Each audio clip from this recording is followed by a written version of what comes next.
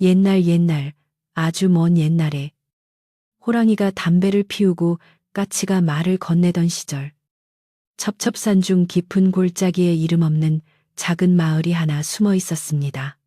산세가 험하고 골이 깊어 해가 일찍 떨어지는 이 마을은 겨울이 되면 유난히 밤이 길고 바람소리가 마치 누군가가 흐느끼는 소리처럼 들려오는 곳이었습니다. 그 마을 어귀, 다 쓰러져가는 초가집 한 채가 위태롭게 서 있었는데 그곳에는 마을 사람들이 수군거리며 손가락질하는 한 여인, 연화가 살고 있었습니다. 연화는 본래 심성이 곱고 바느질 솜씨가 뛰어나 누구에게나 칭찬받을 법한 여인이었으나 그녀에게는 누구도 감히 입에 올리기 꺼려하는 기구한 사연이 꼬리표처럼 따라다녔습니다. 마을 사람들은 그녀가 지나갈 때면 혀를 차며 저 여인 팔자가 새도 너무 세다라고 수군거렸는데 그 이유는 그녀가 혼담이 오가거나 혼례를 치르려 할 때마다 무려 8번이나 되돌아왔기 때문이었습니다. 연화의 나이가 차고 넘쳐 어느덧 홍기를 훌쩍 넘긴 지도 오래였지만 그녀의 곁에는 따뜻한 온기 대신 차가운 바람만이 맴돌았습니다. 첫 번째 혼담이 들어왔을 때는 신랑 될 사람이 갑작스런 병으로 세상을 떠났고 두 번째는 집안이 하루아침에 망해버려 혼사가 깨졌으며 세 번째는 시어머니가 될 사람이 연화의 얼굴을 보자마자 재수가 없다며 소금을 뿌리고 내쫓았다는 소문이 돌았습니다. 그렇게 한 번, 두 번, 세 번을 넘어 8번이나 혼사가 깨지거나 소박을 맞고 돌아오니 이제는 마을의 개들조차 연화가 지나가면 짖지 않고 슬슬 피한다는 말이 나올 지경이었습니다. 연화는 자신의 운명을 원망하며 밤마다 눈물로 베개를 적셨으나 날이 밝으면 아무 일도 없었다는 듯 묵묵히 밭을 갈고 바느질을 하며 하루하루를 견뎌낼 뿐이었습니다. 그녀의 마음은 이미 수많은 상처로 너덜너덜해져 더 이상 아픔조차 느끼지 못하는 굳은 살처럼 변해버린 지 오래였습니다. 그러던 어느 늦가을, 찬바람이 문풍지를 요란하게 흔들던 날 저녁이었습니다. 마을에서 소문난 중매쟁이 할멈이 연화의 집 살인문을 조심스레 두드렸습니다. 평소 같으면 쩌렁쩌렁한 목소리로 계십니까? 하고 외쳤을 할멈이었지만 이날따라 무엇이 그리 조심스러운지 마치 죄를 지은 사람처럼 목소리를 낮추고 주위를 두리번거렸습니다. 연화는 바느질하던 손을 멈추고 문을 열었는데 할멈의 얼굴에는 난처함과 안쓰러움이 뒤섞인 묘한 표정이 서려 있었습니다. 할멈은 헛기침을 몇 번 하더니 방으로 들어와 아랫목에 엉덩이를 붙이고는 한참 동안이나 말을 잇지 못하고 먼 산만 바라보았습니다. 연화는 그 침묵이 무엇을 의미하는지 알 것 같아 가슴 한구석이 서늘해짐을 느꼈지만 묵묵히 따뜻한 물 한 그릇을 내어놓으며 할멈의 입이 열리기를 기다렸습니다. 한참의 침묵 끝에 중매쟁이 할멈이 어렵게 입을 열어 꺼낸 이야기는 기가 막힌 혼담이었습니다. 연화야, 내 너를 보며 항상 마음이 아팠다. 이번에 저 너머 고개 넘어 김진사 댁에서 며느리를 구한다는구나. 김진사 댁이라 하면 이 근방에서 모르는 사람이 없을 정도로 으리으리한 기와 집을 가진 부잣집이었습니다. 하지만 그 집에는 재산만큼이나 흉흉한 소문이 돌고 있었는데 바로 그 집안의 외아들인 김선비가 병들어 누운 지 오래되어 오늘 내일 하는 송장이나 다름없다는 것이었습니다. 사람들은 그를 가리켜 살아있는 시체라 불렀고 그 집에 들어가는 여인은 결국 남편의 장례를 치르러 가는 것이나 마찬가지라고 쑥덕거렸습니다. 할멈은 연화의 눈치를 살피며 말을 이었습니다. 그 집에서도 네 사정을 다 알고 있다. 그저 밥이나 굶지 않고 죽어가는 사람 곁이나 지켜주면 된다고 하더구나. 네가 싫다면 거절해도 좋다만. 연화는 할멈의 말을 듣고 씁쓸한 미소를 지었습니다. 8번이나 버림받은 자신에게 들어온 혼담이라는 것이 고작 송장 같은 사내의 수발을 들다가 과부가 될 자리라니. 하늘도 무심하시지 어찌 내게만 이리 가혹하신가 하는 생각이 들었습니다. 하지만 연화는 끓어오르는 울음을 삼키며 자신의 처지를 되돌아보았습니다. 늙고 병든 부모님은 이미 세상을 떠나셨고 물려받은 재산 하나 없이 남의 집 허드렛 일을 하며 연명하는 자신의 신세가 처량하기 그지없었습니다. 이대로 늙어 죽으나 그 집에 가서 죽으나 매한가지라는 생각이 들자 차라리 밥이라도 배불리 먹을 수 있는 곳으로 가는 것이 낫지 않겠냐는 자조 섞인 체념이 밀려왔습니다. 그것은 희망이 아니라 마치 독이 든 술잔을 받아드는 심정과도 같았습니다. 독배인 줄 알면서도 목이 말라 마실 수밖에 없는 벼랑 끝에 몰린 사람의 선택이었습니다. 할멈, 제가 가겠습니다. 송장이든 귀신이든 산 사람 입에 거미줄 치는 것보다는 낫겠지요. 연화의 담담한 대답에 중매쟁이 할멈은 깜짝 놀라며 다시 한번 생각해보라고 만류하려 했지만 연화의 눈빛은 이미 흔들림 없이 굳어 있었습니다. 그녀는 더 이상 잃을 것이 없는 사람이었기에 두려움조차 사치스럽게 느껴졌습니다. 그날 밤 연화는 짐이라고 해봤자 옷가지 몇 벌과 바느질 도구가 전부인 보따리를 싸며 긴 한숨을 내쉬었습니다.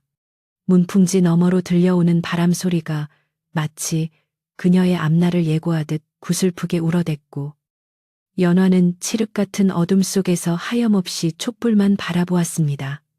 이것이 내 마지막 길이라면 차라리 담담하게 걸어가리라 다짐하며 그녀는 뜬 눈으로 밤을 지새웠습니다.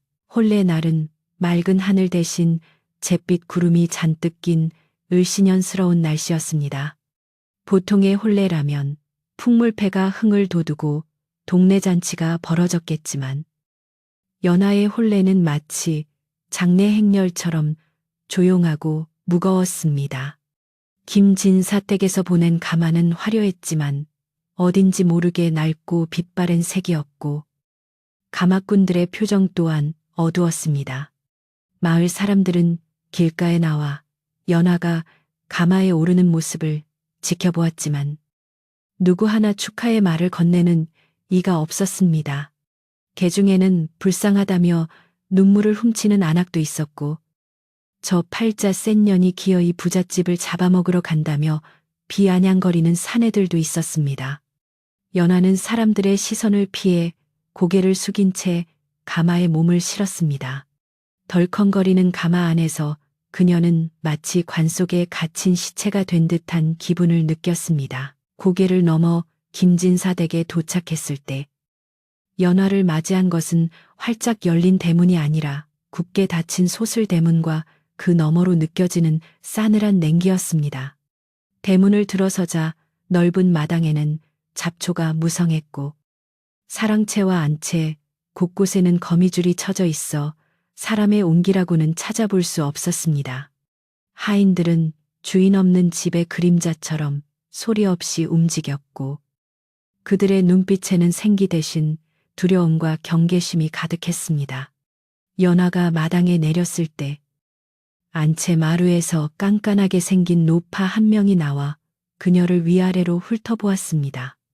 그녀는 김진사 댁의 살림을 도맡아 하는 참모였는데 그녀의 눈빛은 마치 연화가 가져올 불행을 미리 짐작이라도 하는 듯 차갑기 그지없었습니다.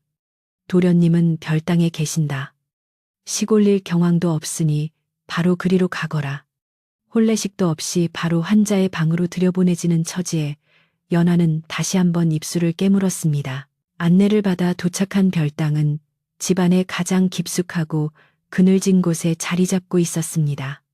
방문 앞에는 약탕기가 덩그러니 놓여 있었고 씁쓸하고 비릿한 약냄새가 진동을 했습니다. 문을 열고 방 안으로 들어서자 창호지 문틈으로 스며든 희미한 빛만이 방 안을 비추고 있었습니다. 방 한가운데에는 두꺼운 이불이 깔려 있었고 그 위에 마치 마른 장작개비 같은 사내가 누워 있었습니다. 그가 바로 김진사 댁의 외아들 김선비였습니다. 연하는 숨을 죽이고 그에게 다가갔습니다. 가까이서 본 김선비의 얼굴은 소문대로 송장과 다름없었습니다. 핏기라고는 하나도 없는 창백한 얼굴에 눈은 깊이 패여 있었고 앙상하게 드러난 손목은 금방이라도 부러질 듯 위태로워 보였습니다. 가슴이 희미하게 오르내리는 것만이 그가 아직 살아있다는 유일한 증거였습니다. 연하는 조용히 선비의 머리맡에 앉았습니다. 방 안은 숨막힐 듯 고요했고 가끔씩 선비가 내뱉는 거친 숨소리만이 정적을 깼습니다. 이분이 내 서방님이란 말인가? 연하는 속으로 되뇌며 멍하니 선비의 얼굴을 바라보았습니다. 8번이나 버림받고 흘러 당도한 곳이 이 죽음의 문턱이라니 참으로 기가 막힌 노릇이었습니다. 하지만 이상하게도 그 처참한 몰골의 선비를 보고 있으니 두려움보다는 알 수 없는 연민이 솟아올랐습니다. 세상 모든 사람에게 잊혀지고 병마와 싸우며 홀로 남겨진 그의 모습이 마치 세상의 손가락질을 받으며 외롭게 살아온 자신의 처지와 닮아 보였기 때문일지도 모릅니다. 연화는 차가운 물수건을 들어 선비의 식은땀을 닦아주었습니다. 그녀의 손길이 닿자 선비의 미간이 잠시 꿈틀거리는 듯 했습니다. 그때 등 뒤에서 문이 벌컥 열리며 날카로운 목소리가 들려왔습니다. 세 사람이 들어왔다더니 인사가 늦었군. 고개를 돌려보니 매서운 눈매를 가진 중년 사내가 뒷짐을 지고 서 있었습니다. 그는 김진사의 사촌 형님으로 병든 선비 대신 집안의 대소사를 쥐락펴락하는 실세였습니다. 기름진 얼굴에 번들거리는 눈빛을 가진 그는 연화를 마치 물건 감정하듯 훑어보더니 비웃는 듯한 말투로 말했습니다.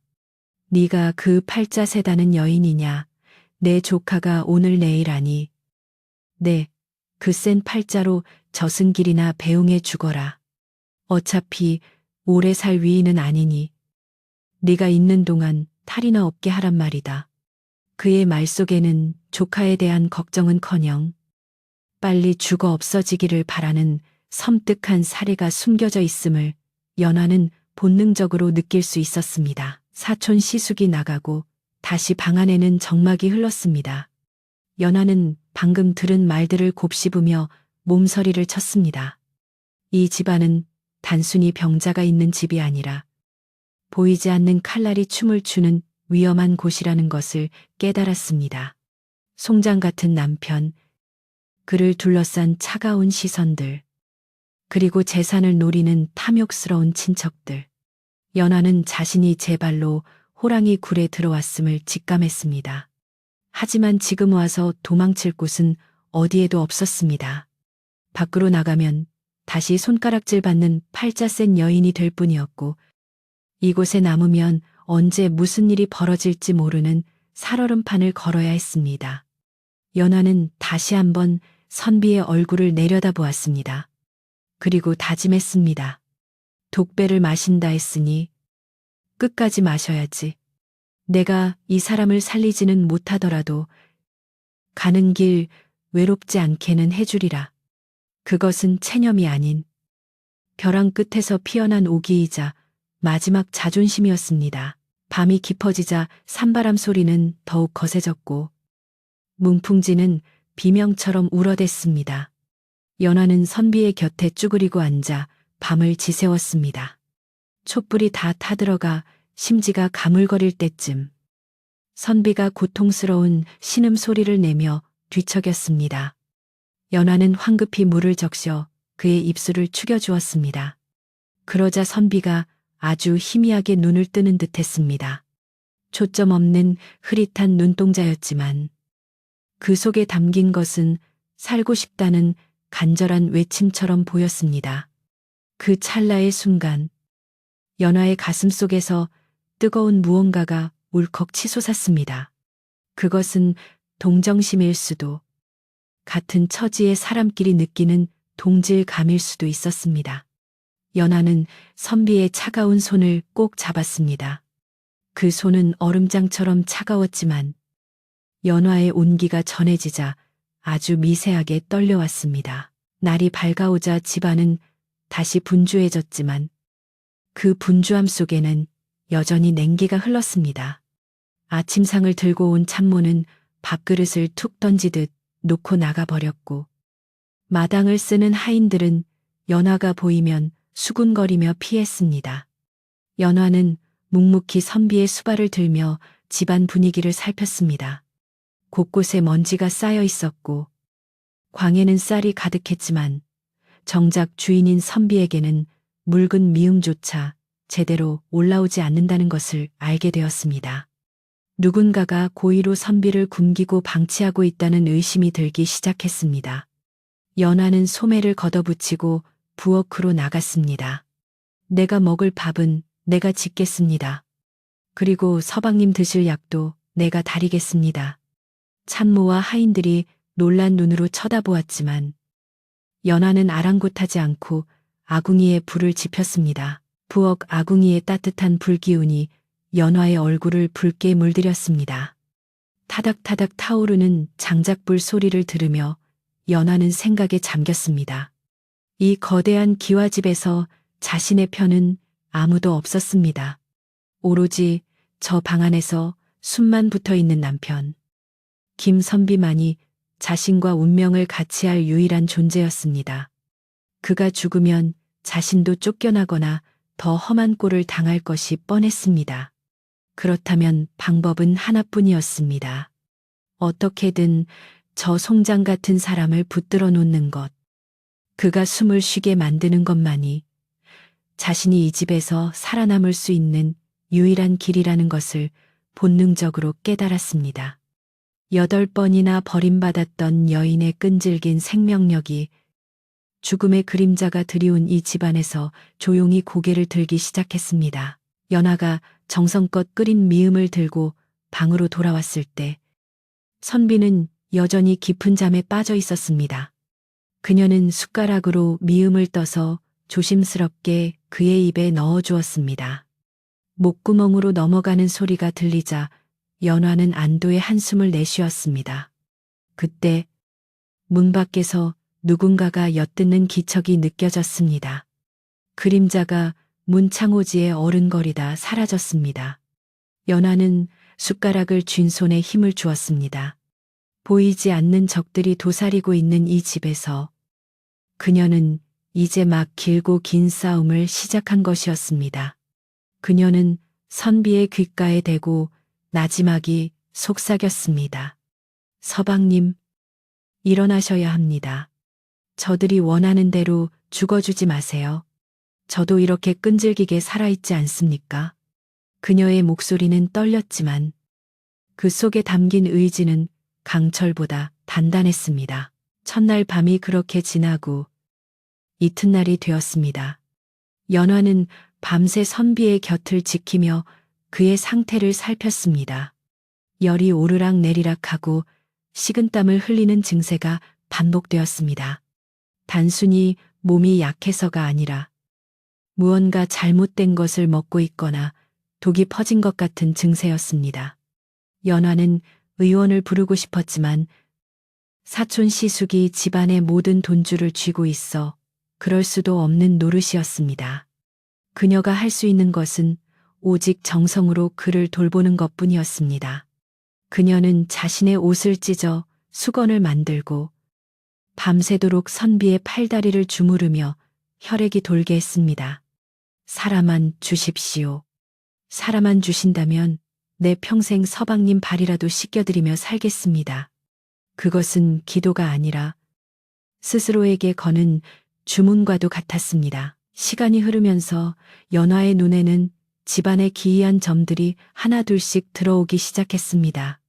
분명히 약을 달여 올린다고 하는데 약 냄새가 묘하게 역했고 약을 먹은 후에는 선비의 상태가 더 나빠지는 것 같았습니다. 또한 밤마다 사랑채에서는 사촌 시숙과 낯선 사내들이 모여 술판을 벌이고 알 수 없는 밀담을 나누는 소리가 들려왔습니다. 며칠만 더 있으면 끝난다. 문서는 확실한가 같은 말들이 바람결에 섞여 들려올 때면 연화의 등골은 오싹해졌습니다. 그녀는 본능적으로 그들이 선비의 죽음을 그리고 이 집안의 몰락을 기다리고 있다는 것을 확신하게 되었습니다. 이 거대한 음모 속에서 아무 힘도 없는 여인인 자신이 무엇을 할 수 있을지 막막하기만 했습니다. 하지만 연화는 포기하지 않았습니다.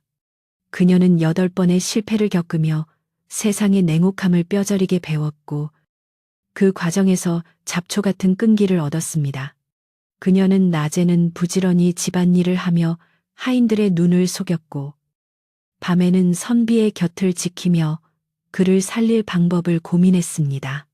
그녀는 마을 뒷산에 올라가 몸에 좋다는 약초를 캐오기도 하고 몰래 숨겨둔 쌈짓돈을 털어 읍내 장터에서 귀한 약재를 구해오기도 했습니다.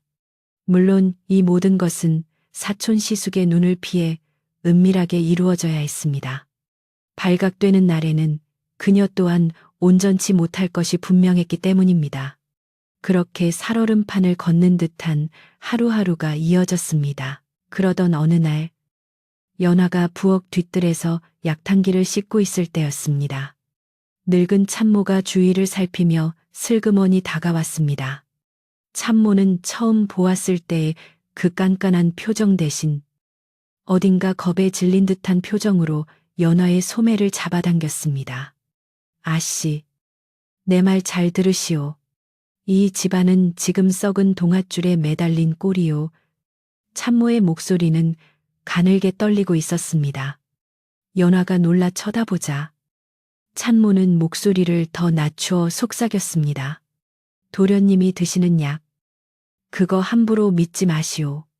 사촌 나리가 의원에게 특별히 지시한 약이라는데 그 약을 드시고부터 도련님 병세가 더 깊어졌소. 내 눈으로 똑똑히 보았소. 약재 찌꺼기에 섞인 것이. 참모는 말을 잇지 못하고 입을 다물었지만 연화는 그 뒷말이 무엇인지 짐작할 수 있었습니다. 그것은 충격적인 진실이자 이 집안의 어둠을 걷어낼 수 있는 작은 실마리였습니다. 참모의 그 서늘한 경고는 연화의 가슴에 불덩이처럼 떨어져 내렸습니다. 그녀가 사라지고 난 뒤에도 연화는 한참 동안이나 멍하니 약탕기를 내려다보았습니다. 시커멓게 우러난 약물은 지독한 냄새를 풍기고 있었는데 그전까지는 그저 독한 약재를 써서 그렇겠거니 여겼던 것이 이제는 마치 사람의 생명을 갉아먹는 독극물처럼 보였습니다. 연화는 떨리는 손으로 약사발을 들어 올렸으나 차마 그것을 선비의 입에 가져다 댈 수 없었습니다. 방 안의 공기는 더욱 차갑게 가라앉았고 멀리서 들려오는 부엉이 울음소리가 마치 죽음을 재촉하는 전령의 소리처럼 귓가를 맴돌았습니다. 연화는 결단을 내려야만 했습니다. 이 약을 계속 먹인다면 서방님은 영영 깨어나지 못할 것이고 자신 또한 이 집안의 희생양이 되어 비참한 최후를 맞이할 것이 불보듯 뻔했기 때문입니다. 연화는 조용히 자리에서 일어나 약사발을 들고 방 뒷문으로 살며시 나갔습니다. 달빛조차 구름에 가려 어둑한 뒤뜰. 아무도 보는 이가 없는 것을 확인한 그녀는 약물을 담장 및 잡풀들이 무성한 곳에 쏟아버렸습니다. 검은 액체가 땅에 스며들자 놀랍게도 풀들이 닿은 자리가 금세 누렇게 시들어버리는 듯한 기분이 들었습니다. 그 광경을 본 연화의 등골로 식은땀이 흘러내렸습니다. 역시 참모의 말이 틀리지 않았던 것입니다. 누군가가 고의로 독을 쓰고 있는 것이 분명했습니다. 연화는 빈 사발을 치마폭에 감추고 다시 방으로 들어와 아무 일도 없었다는 듯 빈 그릇을 탁자에 올려놓았습니다. 이제부터는 보이지 않는 적들과의 싸움이 시작된 셈이었습니다. 그녀는 잠든 선비의 얼굴을 닦아주며 속으로 굳게 다짐했습니다. 내 기필코 당신을 살려내. 이 집안의 검은 속내를 밝혀내리라. 다음 날 아침 사촌 시숙이 들이닥쳤습니다. 그는 아침부터 술 냄새를 풍기며 거들먹거리는 태도로 방문을 벌컥 열어젖혔습니다. 어이, 세 사람 조카의 병세는 좀 어떤가? 어젯밤에도 숨이 넘어갈 듯 헐떡이더니 오늘 아침에는 좀 조용한 것 같구먼. 그의 말투에는 걱정보다는 기대감이 섞여 있었습니다. 혹시나 밤새 죽지는 않았는지 확인하러 온 것이 분명했습니다. 연하는 자리에서 일어나 정중히 고개를 숙였지만 눈은 바닥을 향한 채 차분하게 대답했습니다. 밤새 편안히 주무셨습니다. 약 기운이 도는지 안색도 조금 나아지신 듯합니다. 그 말을 들은 사촌 시숙의 눈썹이 꿈틀거리며 불쾌한 기색이 스쳐 지나갔습니다. 그는 징 하고 혀를 차며 방안을 휘둘러 보더니 트집을 잡기 시작했습니다. 방골이 이게 뭔가? 환자가 있는 방이 이리 칙칙해서야 원. 네가 들어오고 나서 집안에 음기만 가득한 것 같구나. 사촌 시숙은 괜한 꼬투리를 잡으며 연화에게 면박을 주었습니다. 그는 연화가 덮고 있던 이불이 더럽다느니 물동이에 물이 차갑다느니 하며 고래고래 소리를 질렀습니다. 그의 고함 소리에 하인들이 마당으로 모여들어 웅성거렸지만 누구 하나 나서서 말리는 이는 없었습니다. 사촌 시숙은 연화의 길을 꺾어 놓으려는 듯 삿대질을 해대며 모욕적인 말을 퍼부었습니다. 팔자 센 년이 들어오니 집안이 조용할 날이 없어. 네가 들어오고 나서 내 조카가 더 시름시름 앓는 것 아니냐, 쳇쳇. 재수 없는 것. 연하는 치밀어 오르는 분노를 억누르며 입술을 꽉 깨물었습니다. 지금 맞서 싸워봤자 득될 것이 없다는 것을 잘 알고 있었기 때문입니다. 그녀는 그저 죄인처럼 고개를 조아리며 송구합니다. 더 정성껏 모시겠습니다라는 말만 되풀이할 뿐이었습니다. 사촌 시숙이 씩씩거리며 돌아간 뒤 연하는 털썩 주저앉았습니다. 억울함에 눈물이 핑 돌았지만 올 시간조차 없었습니다. 그녀는 마음을 다잡고 선비에게 먹일 진짜 약을 구해야 했습니다. 부엌에서 달려오는 약은 더 이상 믿을 수 없었기에 그녀가 직접 약을 다려야만 했습니다. 하지만 사촌 시숙의 감시가 심한 부엌을 이용할 수는 없는 노릇이었습니다. 연하는 잠시 고민하다가 방 한구석에 있는 낡은 화로를 떠올렸습니다. 예전에 쓰던 것인지 먼지가 뽀얗게 앉아 있었지만 숨만 있다면 방 안에서도 몰래 물을 끓일 수 있을 것 같았습니다. 문제는 약재였습니다. 약방에 가서 약을 지어오면 금세 소문이 날 것이고 돈도 없었습니다. 그때 연하의 머릿속에 친정아버지가 생전에 일러주셨던 민간요법들이 떠올랐습니다. 뒷산에 널린 흔한 풀뿌리와 나무 껍질 중에도 사람을 살리는 약이 있다는 말씀이었습니다. 그날부터 연하는 사람들이 낮잠을 자거나 일에 몰두하는 틈을 타 몰래 집 뒤편 야산으로 향했습니다. 그녀는 호미 하나를 들고 덤불 속을 헤치며 약초를 찾아다녔습니다. 태뿌리를 캐고 엉겅퀴를 뜯고 맑은 기운을 품은 소나무 속껍질을 벗겼습니다. 손등이 가시에 찔려 피가 나고 흙투성이가 되었지만 그녀는 아픔을 느낄 겨를도 없었습니다. 이것만이 남편을 살릴 유일한 생명줄이라 생각하니 힘이 솟았습니다. 연하는 캐온 약초들을 치마폭에 숨겨 들어와 밤이 깊어 모두가 잠든 시각에 화로에 불을 피우고 조심스레 약을 다렸습니다.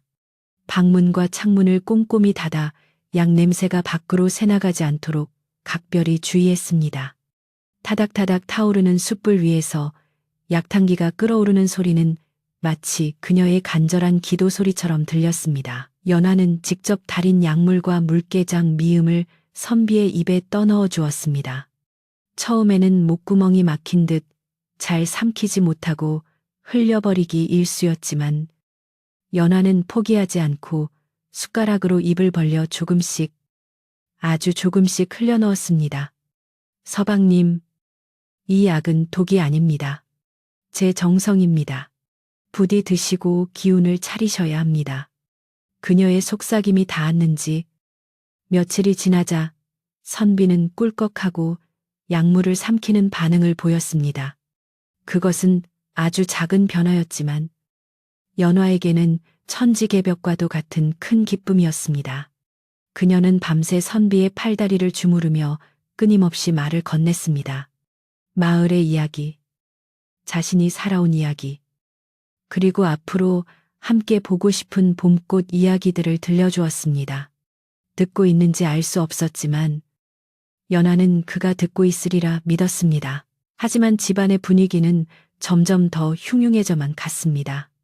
사촌 시숙이 퍼뜨린 소문이 담장을 넘어 마을 전체로 퍼져나가기 시작한 것입니다. 빨래터에 모인 아낙네들은 연화의 이야기를 안주 삼아 떠들었습니다. 그 김진사 댁 며느리 말이야.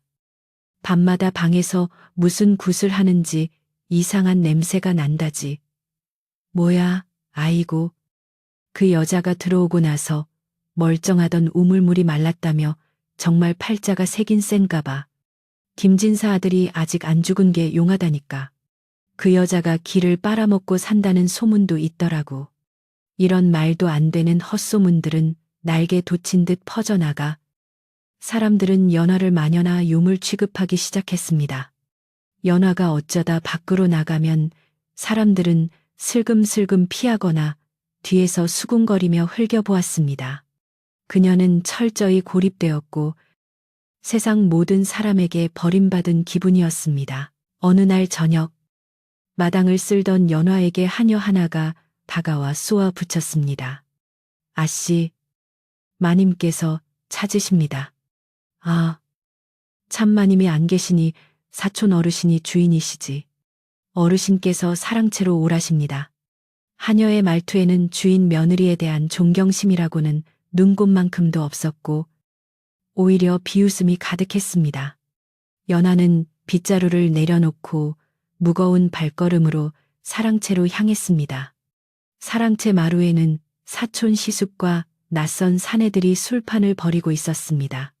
사촌 시숙은 붉게 상기된 얼굴로 연하를 보며 킬킬거렸습니다.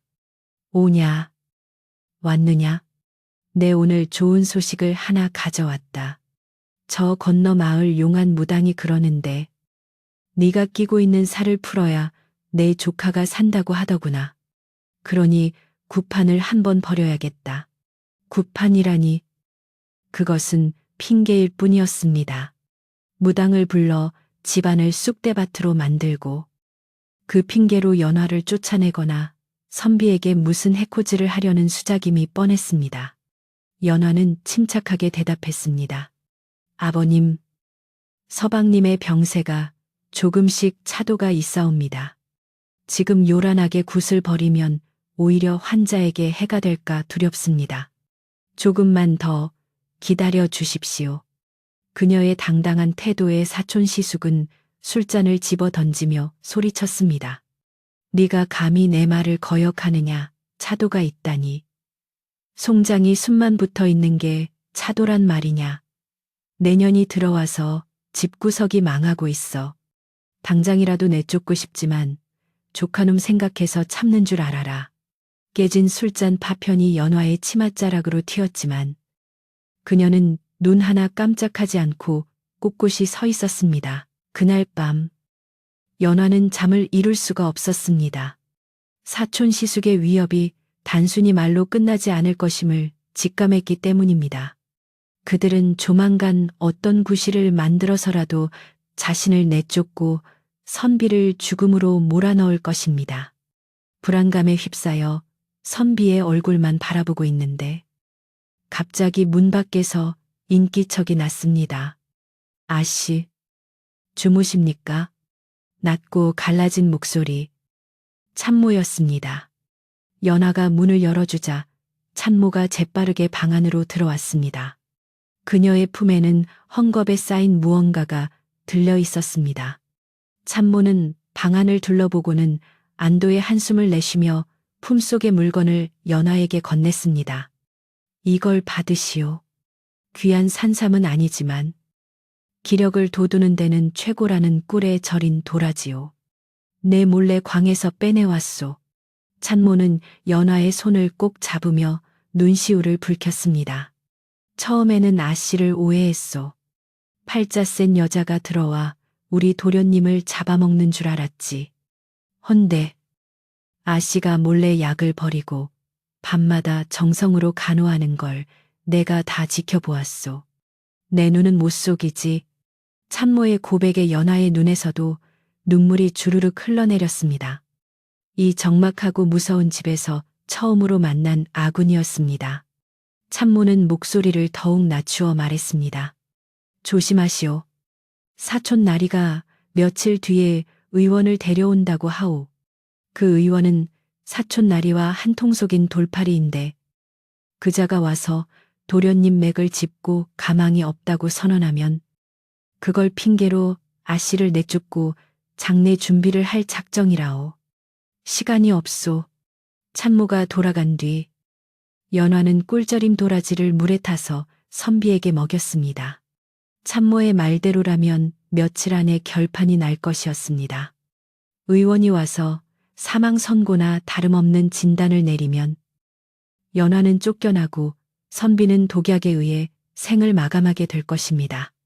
연화는 선비의 뺨을 어루만지며 속삭였습니다. 들리십니까?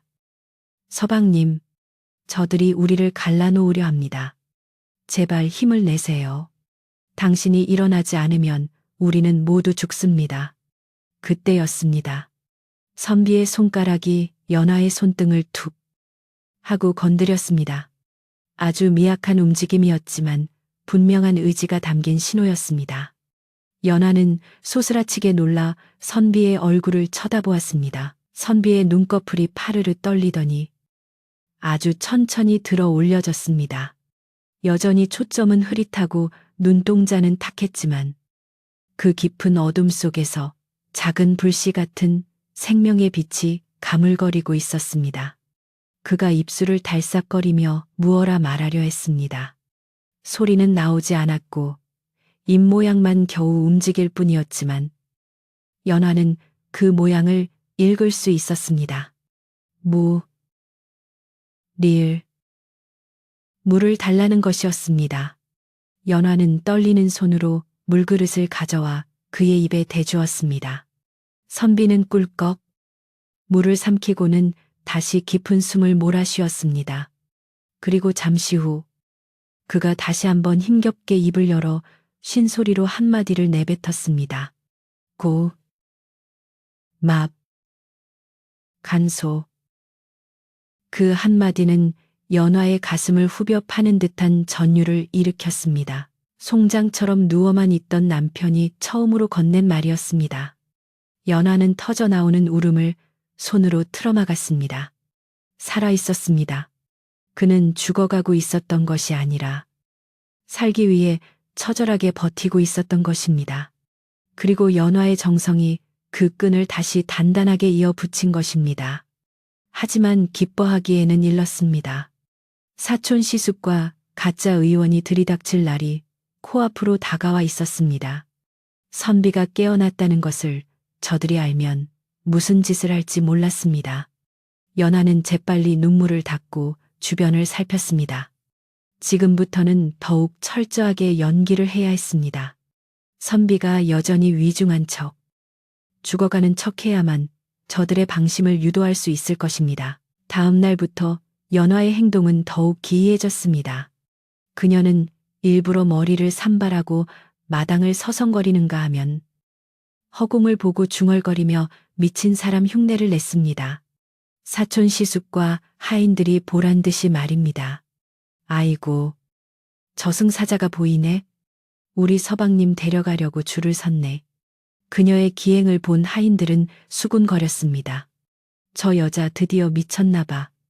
남편이 죽을 때가 되니 같이 미쳐 돌아가네. 사촌 시숙은 그런 연화를 보며 혀를 차면서도 내심 안심하는 눈치였습니다. 며느리가 미쳐버렸으니 쫓아내기에 더 좋은 구실이 생긴 셈이었으니까요. 그는 회심의 미소를 지으며 의원을 부를 날짜를 앞당겼습니다. 하지만 밤이 되면 연화는 완전히 다른 사람이 되었습니다. 문을 꽁꽁 걸어 잠그고 촛불을 끈 채 어둠 속에서 선비의 재활을 도왔습니다. 선비는 연화의 부축을 받아 안는 연습을 했고 숟가락을 쥐는 힘을 길렀습니다. 연화는 선비에게 집안에서 돌아가는 사정을 낱낱이 고했습니다. 사촌 형님의 폐악질, 마을의 소문, 그리고 약에 섞인 독에 대해서까지. 선비는 말을 하지는 못했지만 이야기를 들을 때마다 그의 눈빛은 분노와 슬픔으로 이글거렸습니다. 그의 주먹진 손이 부들부들 떨렸습니다. 몸은 쇠약했지만 정신은 점점 맑아지고 있었습니다. 그는 연화의 손바닥에 글씨를 써서 의사 표현을 했습니다. 기다려라. 그 짧은 단어 속에 담긴 비장함이 연화의 마음을 든든하게 했습니다. 드디어 사촌 시숙이 예고했던 날이 밝았습니다. 아침부터 대문 밖이 시끌벅적했습니다. 사촌 시숙은 짐짓 슬픈 표정을 지으며 마을의 유지들과 문중 어른들을 집으로 불러들였습니다. 그리고 그 뒤를 따라 갓을 쓴 늙은 의원이 거드름을 피우며 들어왔습니다. 마당에는 멍석이 깔리고 사람들이 웅성거리며 모여들었습니다. 오늘 김진사 댁 아들의 생사를 판가름한다지. 저 미친 며느리도 오늘로 끝장이겠구먼. 사람들의 호기심 어린 시선이 별당을 향했습니다. 사촌 시숙은 큰 소리로 외쳤습니다. 조카 며느리는 나오너라. 의원님께서 오셨으니 조카의 상태를 확인해야겠다. 그의 목소리는 승리감에 도취되어 있었습니다. 연화는 방문을 열고 마루로 나섰습니다. 그녀의 표정은 창백했지만 눈빛만은 흔들림이 없었습니다. 그녀는 마당에 모인 사람들을 천천히 둘러보았습니다. 탐욕스러운 사촌 시숙, 거만한 의원, 그리고 구경꾼들, 모두가 그녀와 남편의 불행을 구경하러 온 사람들이었습니다. 연화는 속으로 샘을했습니다. 남편이 과연 일어설 수 있을까? 아직은 무리일지도 몰랐습니다. 하지만 더 이상 물러설 곳은 없었습니다. 그녀는 떨리는 마음을 감추고 사촌 시숙을 향해 입을 열었습니다. 아버님, 의원님이 오실 필요 없습니다. 서방님은 그녀가 말을 잇지 못하고 뜸을 들이자 사촌 시숙이 비릿한 웃음을 흘리며 재촉했습니다. 왜 이미 숨이 끊어지기라도 했단 말이냐. 바로 그 순간 팽팽한 긴장감이 감도는 마당의 무거운 침묵을 깨는 소리가 들려왔습니다. 방 안에서 들려온 소리는 마른 하늘에 날벼락이 떨어지는 듯한 둔탁하고도 분명한 기침 소리였습니다. 콜록, 콜록. 그것은 죽어가는 사람의 가느다란 신음이 아니라 목구멍에 걸린 무언가를 뱉어내려는 산 사람의 몸부림이었습니다. 마당에 모여있던 사람들은 순간 숨을 멈추고 서로의 얼굴만 쳐다보았습니다.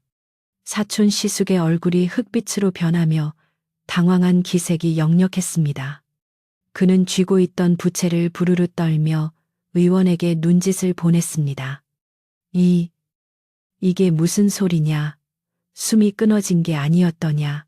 그의 목소리는 삑사리가 날 정도로 갈라져 있었습니다. 의원은 짐짓 태연한 척 헛기침을 하며 말했습니다. 허허.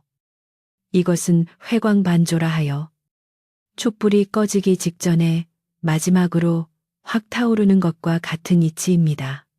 이제 곧 잠잠해질 것입니다. 의원의 말에 동요하던 사람들은 다시금 고개를 끄덕이며 수군거렸습니다. 그렇지. 송장이 살아날 리가 있나. 마지막 발악이라니 더 안쓰럽구먼. 사촌 시숙은 기세가 되살아나 하인들에게 소리쳤습니다. 들었느냐? 의원님 말씀이 틀림없다. 저 요망한 것이 조카의 마지막 가는 길마저 시끄럽게 만들고 있구나. 당장 전현을 끌어내고 방을 비워라. 하인들이 머뭇거리며 연화에게 다가오자 연화는 방문 앞을 가로막고 서서 두 팔을 벌렸습니다. 그녀의 눈에서는 서슬퍼런 도끼가 뿜어져 나왔습니다. 누구라도 이문지방을 넘으려거든 나를 먼저 밟고 지나가라. 내 서방님은 아직 살아계신다. 숨이 붙어 있는 사람을 송장 취급하여 관에 넣으려는 것이 이것이 양반가에서 할 짓이냐. 연하의 호통 소리가 마당을 쩌렁쩌렁 울리자 하인들은 감히 다가오지 못하고 주춤거렸습니다. 그녀의 기세는 단순히 악을 쓰는 아낙네의 것이 아니었습니다. 그것은 목숨을 걸고 무언가를 지키려는 사람만이 낼 수 있는 비장함이었습니다. 연하는 마을 어르신들과 문중 어른들을 향해 외쳤습니다. 어르신들, 제 말을 들어보십시오. 저 의원은 돌팔이입니다. 맥도 제대로 짚어보지 않고 어찌 죽음을 논한단 말입니까? 그리고 아버님, 아니 사촌 시숙님, 당신이 보낸 약을 먹고 서방님이 어찌 되셨는지 똑똑히 보셨습니까? 연화가 사촌 시숙을 정면으로 노려보며 시숙이라 칭하자 사촌 시숙의 얼굴이 불그락푸르락해졌습니다. 인연이 미치더니 위아래도 못 알아보는구나. 미친 것은 제가 아니라 멀쩡한 사람을 죽이려 드는 당신들입니다. 연화는 치마폭 속에 감추어 두었던 헝겊꾸러미를 꺼내 마당 한가운데로 던졌습니다. 툭 하고 떨어진 꾸러미가 풀어지며 그 안에서 시커멓게 말라비틀어진 풀과 흙덩이가 쏟아져 나왔습니다. 사람들의 시선이 그곳에 꽂혔습니다. 저것이 무엇이냐? 문중의 최고 어른인 백발노인이 지팡이를 짚고 나서며 물었습니다. 연화는 떨리는 손가락으로 그 흙덩이를 가리켰습니다. 저것은 사촌 시숙님이 서방님께 먹이라고 보낸 약을 제가 몰래 버린 뒷마당의 흙입니다. 약을 머금은 땅의 풀들이 저렇게 까맣게 타 죽었습니다. 풀조차 죽이는 독을 사람에게 먹이라 하셨습니까? 연화의 폭로에 마당은 순식간에 아수라장이 되었습니다. 사람들은 경악하며 웅성거렸고 흙덩이를 확인하러 우르르 몰려들었습니다. 과연 그 흙은 냄새부터가 고약했고 섞여 있는 풀뿌리들은 도끼에 닿은 듯 흉측하게 녹아내려 있었습니다. 사촌 시숙은 당황하여 펄쩍 뛰었습니다. 전현이 모함하는 것이다. 내 조카를 살리려고 비싼 약재를 썼거늘 내년이 독초를 섞어놓고 나에게 뒤집어 씌우는구나. 전현이 재산을 가로채려고 별짓을 다 하는구나. 그는 오히려 연화를 꽃뱀으로 몰아가며 목소리를 높였습니다. 의원 또한 옆에서 거들며 저런 독은 약방에서는 쓰지 않는 것입니다라며 발뺌을 했습니다. 진실과 거짓이 뒤엉켜 누구의 말이 맞는지 분간할 수 없는 상황이 되었습니다. 마을 사람들은 반신반의하며 연하와 사촌 시숙을 번갈아 쳐다보았습니다. 사촌 시숙은 이 기회를 틈타 힘으로 밀어붙이려 했습니다. 더 들을 것도 없다. 증거를 조작하고 집안을 능멸한 죄를 물어 멍석말이를 해도 시원찮을 년이다. 여봐라. 당장 끌어내라. 건장한 하인 2명이 연화의 팔을 낚아챘습니다. 연화는 질질 끌려가면서도 방문을 놓지 않으려 발버둥 쳤습니다. 놓거라. 내가 나가면 서방님은 죽는다. 이 천벌을 받을 놈들아. 그녀의 처절한 절규가 마당을 가득 채웠지만 힘없는 여인의 몸부림은 거친 사내들의 힘을 당해낼 수 없었습니다. 그때 닫혀있던 방문이 덜컹거리더니 안에서 무언가 깨지는 소리가 났습니다. 와장창 물사발이 벽에 부딪혀 산산조각이 나는 소리였습니다. 하인들이 깜짝 놀라 손을 놓았고 사촌 시숙도 흠칫하여 뒤로 물러섰습니다. 방 안에서 쇠를 긁는 듯한 그러나 분명한 목소리가 흘러나왔습니다. 거라. 비록 힘은 없었지만 그 목소리에는 거역할 수 없는 위엄이 서려 있었습니다. 그것은 송장의 목소리가 아니었습니다. 이 집안의 주인 김선비의 목소리였습니다. 마당에 있던 모든 사람이 숨을 죽이고 방문을 응시했습니다. 문풍지 너머로 비틀거리는 그림자가 비쳤습니다. 연하는 흐트러진 옷매를 추스를 새도 없이 방문 앞으로 기어갔습니다. 서방님, 서방님. 들리십니까?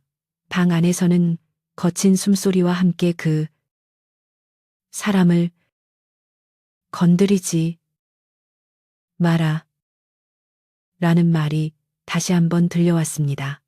문중 어른인 백발노인이 지팡이를 들어 바닥을 쿵 찍었습니다. 멈춰라. 방 안에서 주인의 명이 떨어졌다. 누가 감히 주인의 명을 거역하느냐. 노인의 호통에 하인들은 슬금슬금 뒤로 물러났습니다.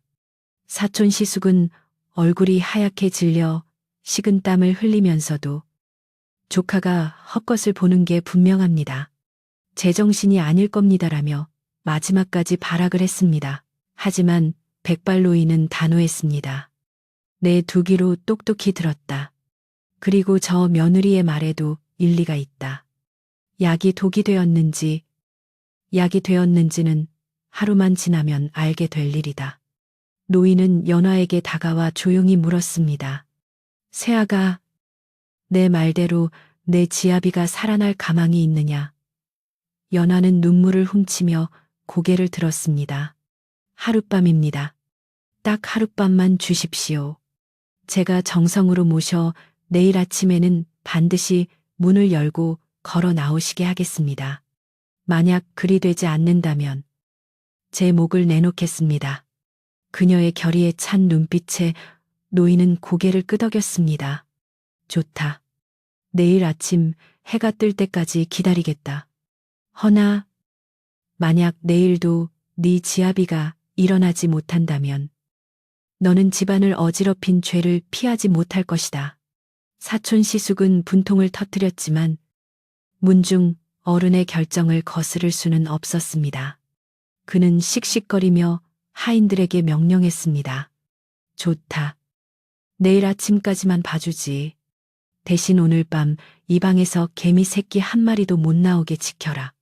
전현이 도망가거나 딴수작을 부리지 못하게 물 한 모금도 넣어주지 마라.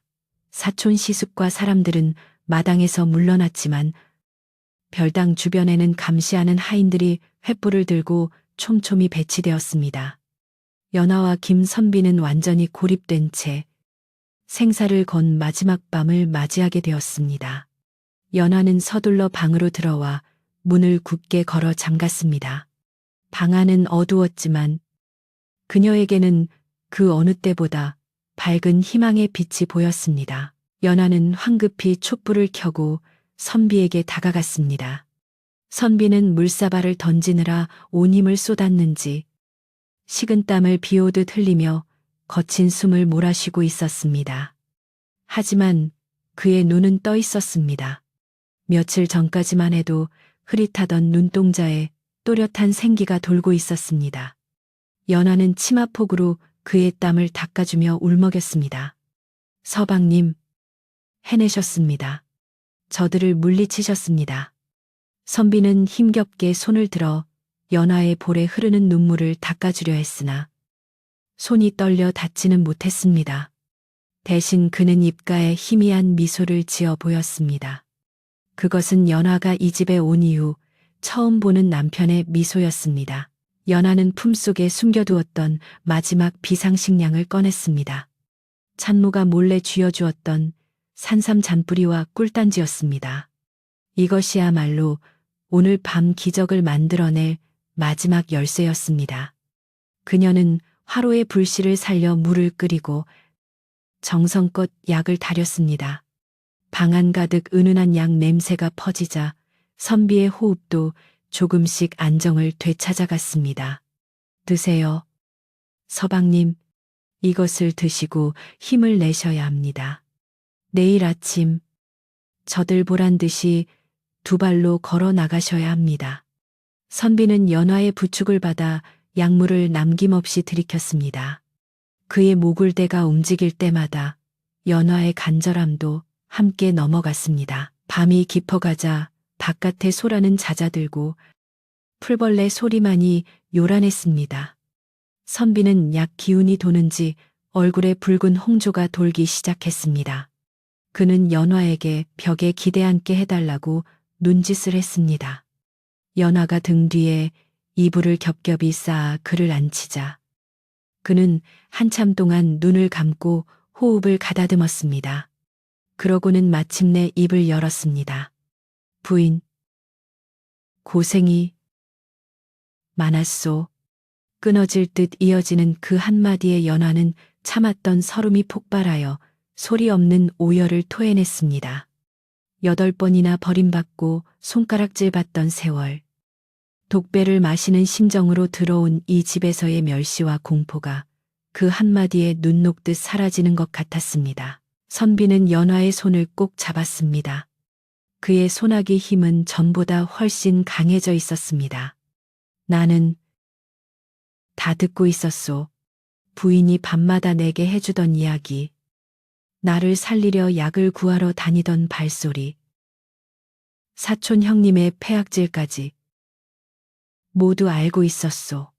그는 깊은 한숨을 내쉬었습니다. 몸이 말을 듣지 않아 갇혀 있었을 뿐 정신은 깨어 있었소. 부인이 아니었다면 나는 이미 저승 문턱을 넘었을 것이오. 선비의 고백은 연화에게 그 어떤 보석보다 값진 것이었습니다. 두 사람은 좁고 어두운 방 안에서 서로의 체온을 나누며 다가올 아침을 위한 준비를 시작했습니다. 그것은 단순한 병간호가 아니었습니다. 빼앗긴 집안을 되찾고 짓밟힌 존엄을 세우기 위한 처절한 작전 회의였습니다. 선비는 연화에게 장롱 깊숙한 곳을 가리켰습니다. 저기 바닥을 들추면 작은 상자가 있을 것이오. 연화가 장롱 밑바닥을 더듬어 나무 상자를 찾아내자 선비의 눈빛이 빛났습니다. 그 안에 집문서와 인장이 있소. 형님이 그리도 찾으려 했으나 찾지 못한 것이지. 연화는 떨리는 손으로 상자를 열었습니다. 낡은 종이 뭉치와 옥으로 만든 인장이 그곳에 있었습니다. 이것만 있으면 사촌 시숙의 허수아비 노릇을 끝내고 진정한 주인의 권리를 찾을 수 있었습니다. 선비는 다시 힘주어 말했습니다. 내일 아침 내가 나갈 때 부인이 나를 부축해 주시오. 내 다리가 되어 주시오. 새벽이 다가오면서 연화는 선비의 몸을 정갈하게 닦았습니다. 오랫동안 씻지 못한 몸을 따뜻한 물수건으로 닦아내고 헝클어진 머리카락을 빗겨 상투를 틀었습니다. 옷장에서 가장 깨끗하고 기품 있는 도포를 꺼내 입히자 앙상했던 그의 모습에서 제법 선비다운 기품이 배어 나왔습니다. 비록 야위었지만 눈빛만은 형형하게 살아있는 사내의 모습이었습니다. 연화 또한 자신의 옷매를 다듬고 쪽진 머리를 단정히 했습니다. 거울 속에 비친 두 사람의 모습은 비장한 전장에 나가는 장수와 그 아내처럼 보였습니다. 연화는 속으로 되뇌었습니다. 이제 더 이상 팔자 센 여인은 없다. 내 남편을 살리고 집안을 일으킨 귀한 부인으로 다시 태어날 것이다. 동이 터오자 닭 울음소리가 마을의 정적을 깼습니다. 약속한 시간이 되었습니다. 밖에서는 웅성거리는 소리가 들려왔습니다. 사촌 시숙과 마을 사람들, 그리고 문중 어른들이 다시 마당으로 모여들고 있었습니다. 사촌 시숙의 목소리가 들려왔습니다.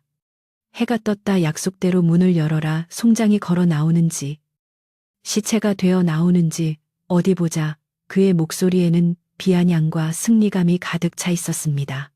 하인들이 우르르 몰려와 방문을 거칠게 두드렸습니다.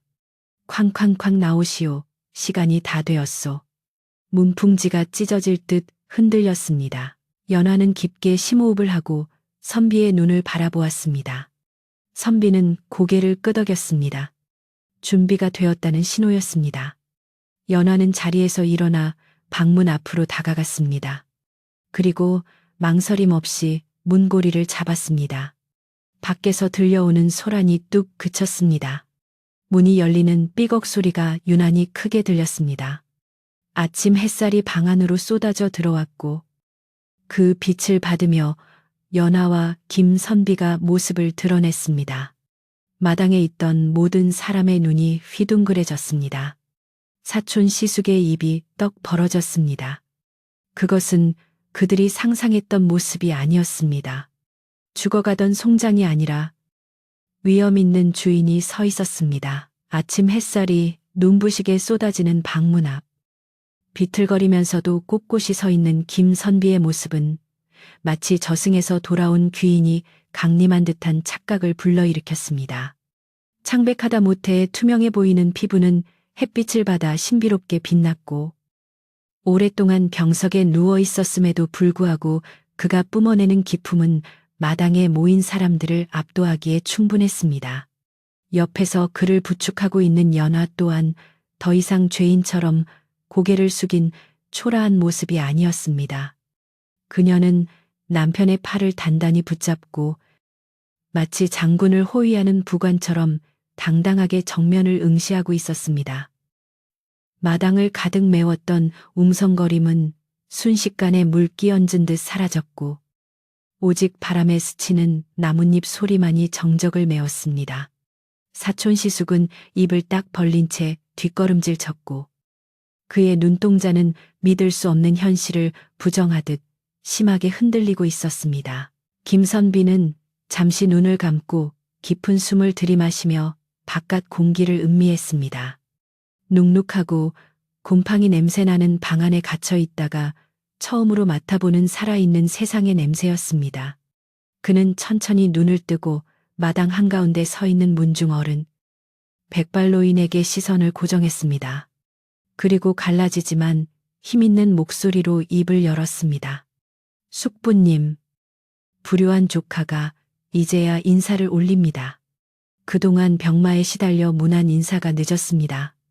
그의 목소리는 작았으나 그 울림은 마당 구석구석까지 파고들었습니다. 백발노인은 지팡이를 짚은 손을 떨며 감격에 겨운 목소리로 답했습니다. 오냐, 오냐, 살아있었구나. 네가 정녕 살아 돌아왔구나. 노인의 눈가에 이슬이 맺히자 지켜보던 마을 사람들도 하나둘 안도의 한숨을 내쉬었습니다. 죽은 줄 알았던 사람이 살아서 제 발로 걸어 나왔으니 이는 분명 하늘이 도운 기적이었습니다. 그러나 사촌 시숙만은 이 감동적인 재회를 받아들일 수 없었습니다. 그는 얼굴을 흉하게 일그러뜨리며 소리를 빽 질렀습니다. 이건 사기다. 저놈은 지금 헛것을 보고 있는 게야. 송장이 어찌 말을 한단 말이냐. 저 계집년이 요술을 부려 우리 눈을 속이고 있는 것이다. 그는 하인들에게 손짓하며 발광했습니다. 저것들을 당장 끌어내라니까 내 눈은 못 속인다. 하지만 이미 기세는 꺾인 뒤였습니다. 하인들은 주인의 서슬 퍼런 눈빛과 사촌 시숙의 고함 사이에서 우왕좌왕할 뿐 감히 마루 위로 올라설 엄두를 내지 못했습니다. 김선비는 그런 사촌 형님을 싸늘하게 내려다보며 헛웃음을 지었습니다. 형님, 제가 송장으로 보이십니까? 아니면 제가 송장이기를 그토록 간절히 원하셨던 겁니까? 김선비의 전곡을 찌르는 질문에 사촌 시숙은 말문이 막혀 컥컥거렸습니다. 김선비는 연화의 부축을 받아 마루 끝으로 한 걸음 더 나아갔습니다. 그리고 품속에서 연화가 찾아주었던 낡은 문서와 옥인장을 꺼내 높이 들어 보였습니다. 보시오. 이것이 우리 가문의 대대로 내려오는 집문서와 인장입니다. 형님이 그토록 찾으려 집안을 쥐잡듯이 뒤졌으나 찾지 못한 물건이지요. 옥인장이 햇빛을 받아 영롱하게 빛나자 문중 어른들과 마을 사람들은 탄성을 질렀습니다. 그것은 김선비가 이 집안의 명실상부한 주인임을 증명하는 확실한 징표였습니다. 아버님께서 돌아가시며 제게 물려주신 유일한 유산입니다. 형님은 제가 병든 틈을 타 이 집과 전답을 가로채려 하셨지만 하늘이 보고 조상님이 도우시어 그 뜻을 이루지 못하게 되었습니다. 사촌 시숙은 얼굴이 흙빛이 되어 주저앉을 듯 비틀거렸습니다. 하지만 그는 포기하지 않고 마지막 발악을 했습니다. 그깟 도장이 무슨 소용이냐. 내 놈은 어차피 다 죽어가는 병자야. 의원도 가망이 없다고 하지 않았느냐. 그때 옆에 서 있던 가짜 의원이 슬금슬금 뒷걸음질 치며 도망칠 구멍을 찾고 있었습니다. 김선비는 그 의원을 손가락으로 가리키며 호통쳤습니다. 저자를 잡아라. 내 병을 고친다며 독을 쓰고 형님과 결탁하여 멀쩡한 사람을 죽음으로 몰아넣은 돌팔이 의원이다. 김선비의 호령이 떨어지자 눈치 빠른 머슴들이 달려들어 도망치려던 의원의 뒷덜미를 낚아챘습니다. 의원은 비명을 지르며 바닥에 나뒹굴었고 살려주십시오. 저는 시키는 대로 했을 뿐입니다. 라며 자기도 모르게 자백을 쏟아냈습니다. 의원의 자백은 결정타였습니다. 마당은 순식간에 분노의 도가니로 변했습니다. 마을 사람들은 세상에 어찌 피를 나눈 친척끼리 저런 끔찍한 짓을 할 수 있단 말인가라며 혀를 찾고 문중 어른들은 가문의 수치다라며 호통을 쳤습니다. 김선비는 시선을 돌려 마당 한 구석에 쭈그리고 앉아있는 늙은 참모를 불렀습니다. 유모, 이리 나와 보시오. 참모는 떨리는 몸을 이끌고 마루 앞으로 나와 넙죽 엎드렸습니다. 유모는 알고 있지요. 내 약탕기에 무엇이 들어갔는지, 쌀독의 쌀이 어디로 사라졌는지, 참모는 눈물을 펑펑 흘리며 고개를 끄덕였습니다. 죽을 죄를 지었습니다. 도련님, 사촌 나리가 무서워 입을 다물고 있었습니다. 허나 저 새아씨가 들어오고 나서야 제가 정신을 차렸습니다. 아씨가 아니었다면 도련님은 이미 참모의 오열 섞인 증언은 사촌 시숙의 죄를 낱낱이 밝히는 결정적인 증거가 되었습니다. 이제 모든 진실이 명백하게 드러났습니다. 사촌 시숙은 더 이상 변명할 여지가 없게 되자 털썩 무릎을 꿇고 비굴하게 빌기 시작했습니다. 조카님, 내가 잠시 미쳤던 모양이다. 한 번만 용서해 다오. 우리 사이에 이러면 안 되지 않느냐. 방금 전까지만 해도 떵떵거리던 위세는 온데간데 없고 목숨을 구걸하는 추한 모습만이 남아 있었습니다. 김선비는 차가운 눈으로 그를 내려다보며 말했습니다. 용서는 제가 하는 것이 아닙니다. 형님이 지은 죄는 하늘이 알고 땅이 알고 여기 모인 모든 사람이 보았습니다. 법도에 따라 문중에서 처결해 주십시오. 그는 고개를 돌려 백발노인에게 정중히 청했습니다. 백발노인은 엄숙한 표정으로 고개를 끄덕이며 판결을 내렸습니다. 가문의 이름을 더럽히고 인륜을 저버린 죄. 결코 가볍지 않다. 너는 오늘부로 족보에서 파내고 이 마을에서 영원히 추방한다. 당장 짐을 싸서 떠나거라. 안 됩니다. 갈 곳도 없는 저를 내치시면 어찌합니까? 사촌 시숙이 울부짖으며 매달렸지만 하인들은 매몰차게 그를 끌어냈습니다. 마을 사람들은 그에게 돌을 던지거나 침을 뱉으며 그동안의 분풀이를 했습니다. 으리으리했던 김진사 댁의 마당은 순식간에 죄인을 단죄하는 심판장이 되었고 악의 뿌리가 뽑혀나가는 광경을 모두가 똑똑히 목격했습니다. 사촌 시숙과 가짜 의원이 끌려나가고 대문 밖으로 그들의 울음소리가 멀어지자 집안에는 비로소 진정한 평화가 찾아왔습니다. 마치 오랫동안 껴있던 먹구름이 걷히고 맑은 하늘이 드러난 것처럼 집안을 감돌던 음산한 기운이 씻은 듯이 사라졌습니다. 연화는 긴장이 풀려 다리에 힘이 풀리는 것을 느꼈지만 남편을 부축하고 있는 손만은 놓지 않았습니다. 소란이 잦아들자 백발노인은 김선비와 연화에게 다가와 따뜻한 눈길을 보냈습니다. 자네가 참으로 큰일을 했네. 그리고 세아가 네가 우리 가문을 살렸어. 네 팔자가 세다는 소문을 들었으나 그것은 남편을 잡아먹을 팔자가 아니라 다 죽어가는 집안을 일으켜 세울 여장부의 팔자였구나. 노인의 칭찬에 연하는 부끄러워 고개를 숙였습니다. 마을 안악들도 쭈뼛거리며 다가와 연하의 손을 잡았습니다. 우리가 몰라 뵙고 실언을 했습니다. 정말 복덩이가 들어왔네요.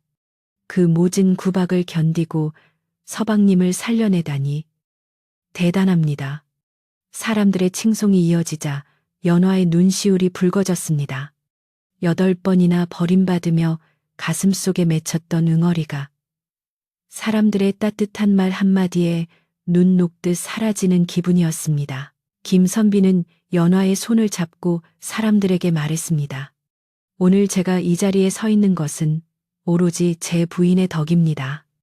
독이 든 약을 버리고 산을 뒤져 약초를 캐우고 밤새 제 곁을 지키며 생명의 끈을 놓지 않게 해준 은인입니다. 앞으로 이 사람을 함부로 대하는 자가 있다면 그것은 곧 나를 능멸하는 것으로 알겠습니다. 남편의 단호한 선언에 연하는 가슴이 벅차올라 고개를 들 수 없었습니다. 그것은 단순한 사랑 고백을 넘어 세상 모든 사람 앞에서 그녀의 존엄을 지켜주겠다는 맹세였습니다.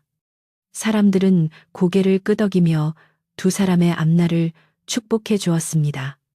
이제 연화는 더 이상 팔자 센 년이 아니라 제아비를 살린 연려이자 김진사 댁의 귀한 안주인이 된 것입니다. 사람들이 모두 돌아가고 대문이 닫히자 집안은 다시 고요해졌지만 예전의 적막함과는 달랐습니다. 따스한 햇살이 마당 가득 내려앉았고 새들이 지저귀는 소리가 경쾌하게 들려왔습니다. 연하는 가장 먼저 집안의 모든 문을 활짝 열어 젖혔습니다. 오랫동안 닫혀있던 방문, 창문, 부엌문까지 모두 열어 묵은 먼지와 나쁜 기운을 털어내고 신선한 공기를 집 안으로 불러들였습니다. 그리고 하인들을 불러 마당을 쓸고 거미줄을 걷어내게 했습니다. 주인 잃은 집처럼 황폐했던 김진사 댁은 삽시간에 활기를 되찾기 시작했습니다. 하인들도 진짜 주인이 돌아왔다는 안도감에 콧노래를 흥얼거리며 부지런히 몸을 움직였습니다. 참모는 곱간 열쇠를 다시 받아들고 감격의 눈물을 훔치며 부엌으로 달려갔습니다. 오늘 점심은 쌀밥을 짓겠습니다. 윤기가 자르르 흐르는 하얀 쌀밥에 고깃국을 끓여 올리겠습니다. 참모의 힘찬 목소리가 부엌 담장을 넘어 울려 퍼졌습니다. 그동안 묽은 미음만 먹어야 했던 김선비를 위해 그리고 고생한 새 안주인 연하를 위해 참모는 솜씨를 발휘하기 시작했습니다. 굴뚝에서 피어오르는 하얀 연기가 파란 하늘로 뭉게뭉게 올라갔고 고소한 밥 냄새와 구수한 국 냄새가 집안 가득 퍼져나갔습니다. 그것은 죽음의 그림자가 걷히고 생명의 온기가 다시 피어오르는 냄새였습니다. 연하는 마당 한쪽 평상에 김선비를 앉히고 따뜻한 볕을 쬐게 했습니다. 김선비는 눈을 가늘게 뜨고 마당을 오가는 하인들의 모습과 부지런히 움직이는 연하의 뒷모습을 하염없이 바라보았습니다. 연하는 우물가로 가서 시원한 물을 길어 올렸습니다. 두레박에 찰랑거리는 맑은 물을 보니 갈증이 싹 가시는 듯했습니다. 그녀는 물을 한 바가지 떠서 얼굴을 씻었습니다. 차가운 물이 얼굴에 닿자 지난밤의 피로와 긴장이 씻겨 내려가는 것 같았습니다. 물기를 닦으며 고개를 돌려보니 평상에 앉은 남편과 눈이 마주쳤습니다. 그는 여전히 야위었지만 표정만은 세상 그 누구보다 평온해 보였습니다. 그가 손짓으로 연하를 불렀습니다. 연하가 다가가자 그는 자신의 옆자리를 손바닥으로 탁탁 쳤습니다. 부인, 거기 서 있지 말고 이리 와 앉으시오. 햇살이 참으로 좋소. 연하는 수줍게 웃으며 그의 곁에 조심스레 앉았습니다. 두 사람의 어깨가 맞닿자 따뜻한 온기가 전해졌습니다. 꿈만 같습니다. 서방님이 이렇게 앉아 계시고 집안의 웃음소리가 들리다니요. 연화가 나지막이 말하자 김선비는 고개를 저으며 대답했습니다. 꿈이 아니오.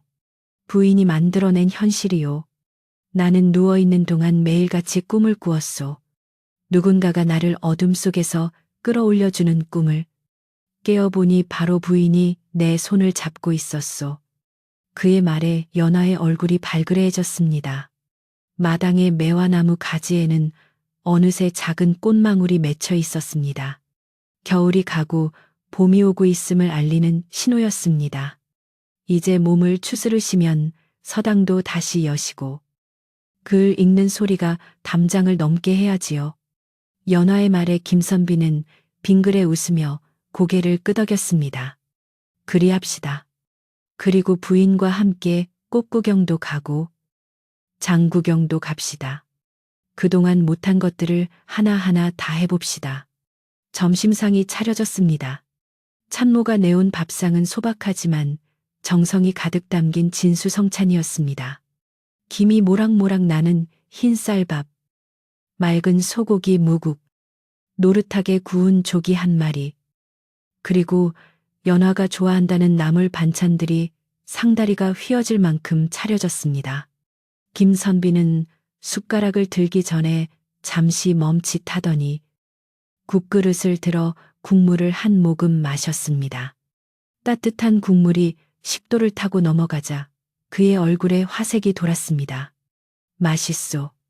참으로 맛있소. 그 평범한 한마디가 왜 그리도 가슴 뭉클하게 들리는지.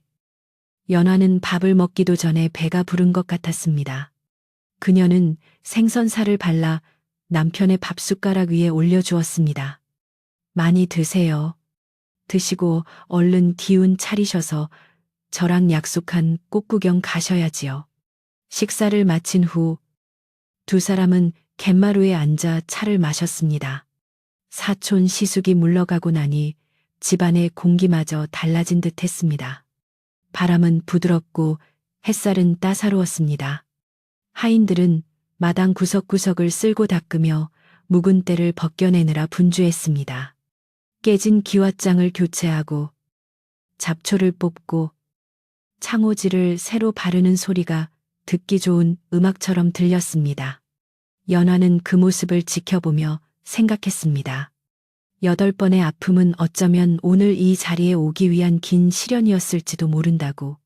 독배인 줄 알고 마셨던 잔이 사실은 생명수였고, 송장인 줄 알았던 사내가 사실은 자신의 평생을 지켜줄 버팀목이었음을 깨달았습니다. 김선비는 찻잔을 내려놓고 연화를 바라보며 말했습니다.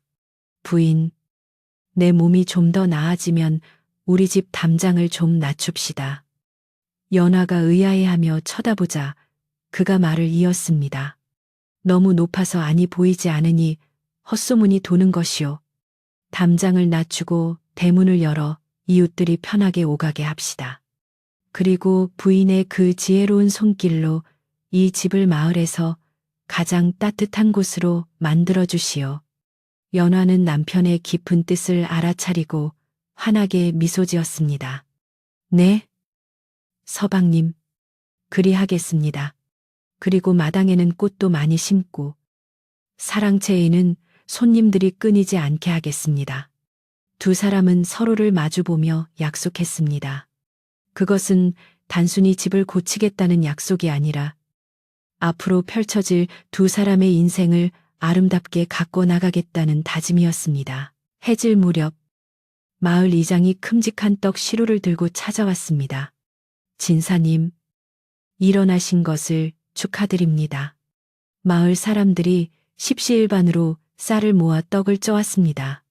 그동안 오해하고 험담했던 것을 부디 용서해 주십시오. 이장은 머리를 극적이며 연화에게도 고개를 숙였습니다. 부인, 정말 대단하십니다. 우리 마을의 자랑이십니다. 연화는 따뜻하게 웃으며 떡을 받아들었습니다. 별 말씀을요. 앞으로 잘 부탁드립니다.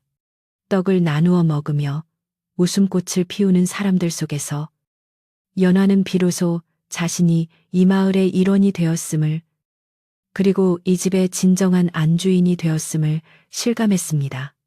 집안 곳곳에 켜진 등불이 그 어느 때보다 밝고 따뜻하게 빛나는 밤이었습니다. 시간은 흘러 어느덧 계절이 2번이나 바뀌었습니다.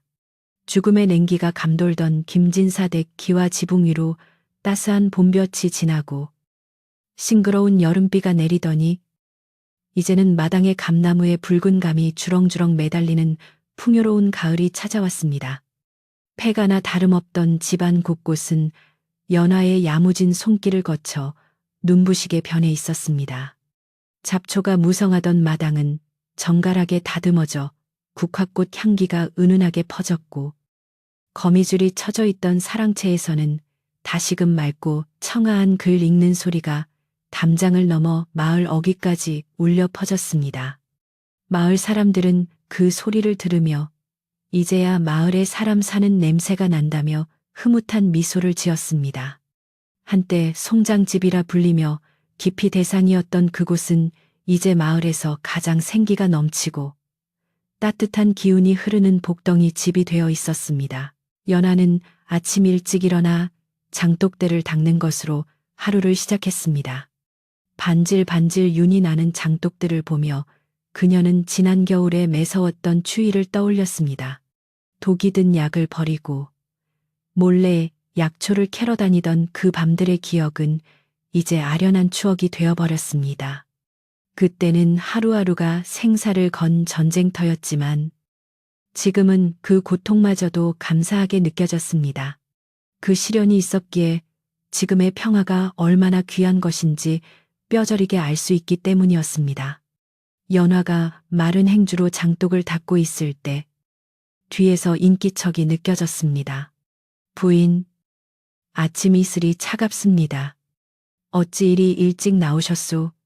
어느새 다가온 김선비가 연화의 어깨에 도톰한 소못을 걸쳐 주었습니다. 김선비의 안색은 이제 완연한 건강을 되찾아 홍조가 돌았고 눈빛은 총명하게 빛났습니다.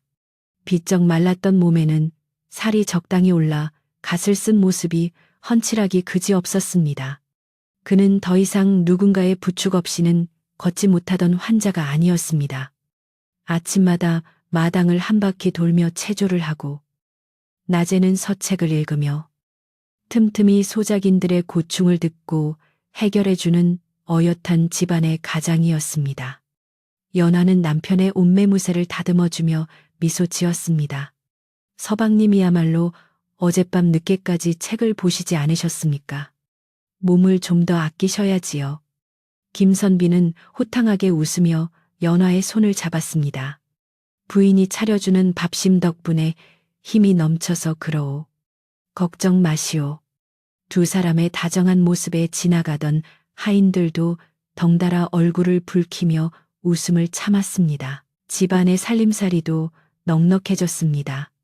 사촌 시숙이 빼돌렸던 전답을 모두 되찾았고 김선비가 직접 농사일을 챙기니 소작인들도 신이 나서 일했습니다.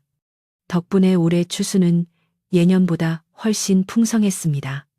곳간에는 햅쌀이 가득 찼고 처마 밑에는 옥수수와 시래기가 줄지어 매달려 있었습니다. 연화는 넉넉해진 살림을 혼자만 누리지 않았습니다. 그녀는 떡을 하고 술을 빚어 마을의 가난한 이웃들과 나누었습니다. 예전에 자신을 손가락질하던 사람들이었지만 연화는 그들을 탓하지 않았습니다. 오히려 그들이 있었기에 자신이 더 독하게 마음먹고 살아남을 수 있었다고 생각했습니다. 마을 안악들은 이제 연화를 보면 진사댁 마님은 부처님 가운데 토막이라며 칭송을 아끼지 않았습니다. 팔자 센 년이라는 꼬리표는 온데간데 없이 사라지고 복을 불러온 여인이라는 새로운 이름이 그녀를 따랐습니다. 오후가 되자 마당에 멍석을 깔고 고추를 말리는 작업이 한창이었습니다. 빨갛게 잘 익은 고추들이 햇볕을 받아 보석처럼 반짝였습니다. 연화와 참모, 그리고 마을 안악 몇 명이 둘러앉아 고추를 다듬으며 이야기꽃을 피웠습니다. 마님, 그거 아십니까? 저 아랫마을 최부자 댁에서도 며느리를 드리는데 우리 마님 같은 분을 찾겠다고 중매쟁이들을 닥달하고 있답니다. 찬모의 너스레에 모두가 까르르 웃음을 터뜨렸습니다. 연하는 쑥스러운 듯 손사래를 쳤습니다. 아이고, 저 같은 사람이 뭐가 좋다고 그러십니까? 저는 그저 운이 좋았을 뿐입니다. 그러자 한 안악이 정색하며 말했습니다. 운이라니요, 독약도 가려내고 죽어가던 서방님을 살려낸 그 정성이 어찌 운이겠습니까? 하늘도 감동해서 복을 내린 거지요. 사람들의 웃음소리가 마당을 가득 채울 때 사랑채 문이 열리고 김선비가 밖으로 나왔습니다. 그는 손에 붓을 들고 있었는데 잠시 쉬러 나온 모양이었습니다. 그는 멍석에 앉아 있는 안악들에게 가볍게 목례를 하고는 연화에게 다가왔습니다. 부인, 잠시 내 방으로 와보시겠소. 보여드릴 것이 있소. 연화는 고추 다듬던 손을 털고 일어나 남편을 따라갔습니다. 사랑채 방 안에는 묵향이 그윽하게 배어 있었습니다. 책상 위에는 방금 쓴 듯한 글씨가 적힌 종이가 놓여 있었습니다. 김선비는 그 종이를 들어 연화에게 보여주었습니다. 거기에는 화목허무이라는 두 글자가 힘차게 쓰여 있었습니다. 화목이라. 연화가 나지막이 읽자 김선비가 고개를 끄덕였습니다. 그렇소. 화할 화에 화목할 목. 우리 집안의 가훈으로 삼고 싶어 써보았소. 부인이 들어오기 전 이 집은 불신과 탐욕으로 가득 찬 지옥이었소. 허나 부인이 들어와 그 모든 것을 녹이고 진정한 화목을 가져왔지 않소. 그래서 이 글자를 볼 때마다 부인의 은혜를 잊지 않으려 하오. 김선비의 그윽한 눈빛에 연화의 가슴이 뭉클해졌습니다. 그녀는 종이를 조심스레 받아들며 말했습니다. 서방님, 은혜라니요. 부부 사이에 그런 말은 당치 않습니다. 저는 그저 제 자리를 지켰을 뿐입니다. 그리고 서방님이 살아주셔서 제가 살 수 있었습니다. 두 사람은 서로를 바라보며 말로 다할 수 없는 깊은 신뢰와 사랑을 확인했습니다. 저녁이 되자 서쪽 하늘이 붉게 물들기 시작했습니다. 연화는 특별한 저녁상을 차리기로 마음먹었습니다. 오늘은 두 사람이 부부의 연을 맺은 지 딱 1년이 되는 날이었기 때문입니다.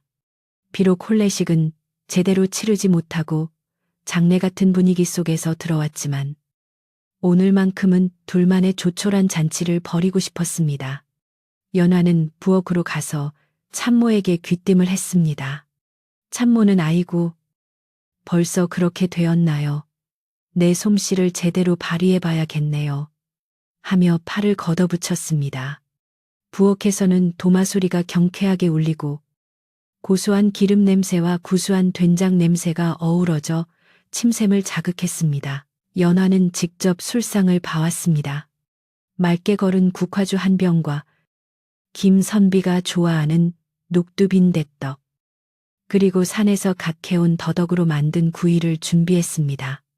방 한가운데 작은 소반을 놓고 촛불을 켜니 분위기가 제법 아늑했습니다. 김선비가 방으로 들어와 상차림을 보고는 놀란 표정을 지었습니다. 오늘이 무슨 날이 오상이 아주 근사하구려. 연화는 수줍게 웃으며 술병을 들었습니다. 서방님, 오늘이 제가 이 집에 들어온 지 꼭 1년이 되는 날입니다. 기억나십니까? 김선비는 잠시 멍하니 있다가 이내에 무릎을 탁 쳤습니다. 아, 그렇구나. 벌써 1년이 지났구나. 그날의 기억이 어제 일처럼 생생한데. 세월이 참으로 빠르오. 김선비는 자리에 앉아 연화에게 잔을 내밀었습니다. 연화가 따르는 맑은 술이 잔에 채워지자 그 속에 촛불 그림자가 일렁거렸습니다. 김선비는 단숨에 술을 비우고는 연화에게도 잔을 권했습니다. 부인도 한 잔 드시오. 오늘은 우리 두 사람이 다시 태어난 날이나 다름없으니 말이오. 연화는 조심스레 잔을 받아 들고 입에 대었습니다. 향긋한 국화 향이 코끝을 스치고 달콤 쌉싸름한 술맛이 목을 타고 넘어갔습니다. 술 기운이 돌자 연하의 얼굴이 발그레하게 물들었습니다. 김선비는 그런 연하를 사랑스러운 눈길로 바라보며 말했습니다. 부인, 내 평생 부인의 눈에서 눈물 나지 않게 하겠다고 맹세했건만 지난 1년간 부인을 너무 많이 울렸소. 미안하오. 연화는 고개를 저으며 미소 지었습니다. 아닙니다. 서방님, 그 눈물이 있었기에 지금의 웃음이 더 값진 것 아니겠습니까? 저는 지금 세상에서 제일 행복한 여인입니다. 8번이나 버림받았을 때 세상이 나를 버린 줄 알았습니다. 헌데 이제 보니 하늘이 저를 서방님께 보내려고 그리 시련을 주셨나 봅니다. 그녀의 진심 어린 고백에 김선비는 눈시울을 붉히며 연화의 손을 꼭 잡았습니다. 고맙소. 나 또한 죽음의 문턱에서 부인을 만나 다시 살았으니 내 남은 생은 오롯이 부인을 위해 바치리다. 두 사람의 그림자가 벽에 하나로 겹쳐졌습니다. 방 밖에서는 귀뚜라미가 구슬프면서도 정겨운 소리로 가을밤의 정취를 더해 주었습니다. 밤이 깊어가고 달이 중천에 떠올랐습니다. 둥근 보름달이 창호지 문을 환하게 비추었습니다. 김선비와 연화는 쳇마루에 나란히 앉아 달 구경을 했습니다. 바람이 대나무 숲을 스치며 사각거리는 소리를 냈고 멀리서 개 짖는 소리가 들려왔습니다. 평화롭기 그지없는 시골 마을의 밤 풍경이었습니다. 김선비는 연화의 어깨를 감싸 안으며 하늘을 가리켰습니다. 저 달을 보시오. 차오르면 기울고 기울면 다시 차오르는 것이 세상의 이치라 했소. 우리 인생도 저 달과 같아서 가장 어두운 밑바닥을 쳤으니 이제는 차오를 일만 남은 것이요. 연화는 남편의 어깨에 머리를 기대며 끄덕였습니다. 네. 서방님, 저 밝은 달처럼 우리 집안도 우리 마음도 항상 환하게 빛나기를 바랍니다. 그때 대문 밖에서 누군가가 인기척을 냈습니다. 늦은 밤에 누구인가 싶어 김선비가 누구냐 하고 묻자 낮고 굵직한 목소리가 들려왔습니다. 지나가던 과객이 온대. 달빛에 취해 길을 잃었소. 물 한 모금 얻어 마실 수 있겠소. 김선비는 흔쾌히 대문을 열어주라 일렀습니다. 들어온 사람은 허름한 옷차림의 노승이었습니다. 연화는 급히 부엌으로 가서 시원한 물 한 그릇과 남은 떡을 내어왔습니다. 노승은 물을 달게 마시고 떡을 먹은 뒤 김선비와 연화를 번갈아 쳐다보며 빙그레 웃었습니다. 물맛이 참으로 달고 시원하오. 주인장의 인심이 물맛에 배어있는 듯하오. 노승은 자리를 털고 일어나며 덕담을 한마디 남겼습니다.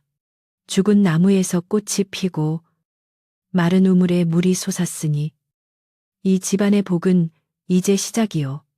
내년 이맘때쯤에는 이 마당의 아기 울음소리가 우렁차게 울려 퍼질 것이니 미리 축하하오. 노승은 그 말을 남기고 바람처럼 사라졌습니다. 김선비와 연화는 서로를 쳐다보며 놀란 눈을 했습니다. 아기라니. 생각지도 못한 축복의 말에 두 사람의 얼굴이 동시에 붉어졌습니다. 김선비는 헛기침을 하며 허허. 참으로 신통한 스님이로 고라며 웃었고 연화는 부끄러워 고개를 숙였지만 그녀의 입가에는 숨길 수 없는 미소가 번졌습니다. 그날 밤 두 사람은 늦도록 잠을 이루지 못하고 도란도란 이야기를 나누었습니다. 앞으로 태어날 아이의 이름을 지어보기도 하고 아이가 자라 뛰어놀 마당을 어떻게 꾸밀지 상상해 보기도 했습니다. 아들이면 서방님을 닮아 글을 잘 읽었으면 좋겠고 딸이면 저를 닮아 손재주가 좋았으면 좋겠습니다. 연화의 말에 김선비는 아니요. 아들이든 딸이든 부인의 그 강인하고 따뜻한 심성을 담는다면 더 바랄 것이 없겠소라고 답했습니다. 두 사람의 대화는 끊일 줄 모르고 이어졌고 방 안의 촛불은 따뜻하게 타올랐습니다. 그 불빛은 마치 두 사람의 앞날을 밝혀주는 희망의 등대와도 같았습니다. 다음 날 아침, 연화는 여느 때보다 상쾌한 기분으로 눈을 떴습니다. 옆자리에 누워있는 남편의 편안한 얼굴을 보니 가슴 벅찬 행복이 밀려왔습니다. 그녀는 조용히 일어나 방문을 열었습니다. 아침 햇살이 눈부시게 쏟아져 들어왔습니다. 마당의 흙냄새, 풀냄새, 그리고 부엌에서 밥 짓는 구수한 냄새가 한데 어우러져 평온한 아침을 깨웠습니다. 연화는 마루 끝에 서서 크게 기지개를 켰습니다. 8번의 아픔 끝에 찾아온 9번째의 기적. 독배인 줄 알고 마셨던 그 잔은 실은 그녀의 인생을 구원해준 가장 달콤한 축배였습니다. 그녀는 마당으로 내려가 빗자루를 들었습니다. 쓱싹쓱싹 마당을 쓰는 빗자루 소리가 경쾌하게 울려 퍼졌습니다. 그 소리에 잠이 깬 김선비가 방문을 열고 나와 마루에 걸터 앉았습니다. 부인, 오늘도 좋은 아침이오. 그의 다정한 인사에 연화는 활짝 웃으며 답했습니다. 네. 서방님, 참으로 좋은 날입니다. 두 사람의 시선이 마주치고 따스한 햇살 아래 서로를 향한 사랑과 믿음이 공기 중에 가득 찼습니다. 바람이 불어와 마당의 감나무 잎을 흔들었고 떨어진 낙엽 하나가 연화의 발치에 살포시 내려앉았습니다. 그것은 마치 지난날의 시련이 떨어져 나가고 새로운 계절이 왔음을 알리는 신호 같았습니다. 이제 이야기는 끝을 맺으려 합니다. 8번 버림받은 여인과 송장 같던 선비가 만나 서로를 살리고 무너져가던 집안을 일으켜 세운 이 이야기는 훗날까지도 그 마을 사람들의 입에서 입으로 전해지며 전설이 되었습니다. 사람들은 힘든 일이 있을 때마다 김진사댁 이야기를 하며 희망을 잃지 않았다고 합니다. 아무리 깊은 어둠 속이라도 서로를 믿고 의지하는 마음만 있다면 반드시 빛을 찾을 수 있다는 것을 그들이 보여주었기 때문이지요. 밤이 깊었습니다. 창밖에는 별들이 총총히 빛나고 세상은 고요한 잠속에 빠져들었습니다. 오늘 밤, 여러분의 꿈속에도 연화와 김선비가 누렸던 그 따뜻하고 평온한 행복이 찾아들기를 바랍니다. 힘든 하루를 보낸 당신의 마음에 이 이야기가 작은 위로와 희망의 불씨가 되었으면 좋겠습니다. 부디 짐을 내려놓고 편안히 주무십시오. 내일 아침에는 여러분의 창가에도 찬란한 희망의 햇살이 비칠 것입니다. 안녕히 주무세요. 좋은 꿈 꾸세요.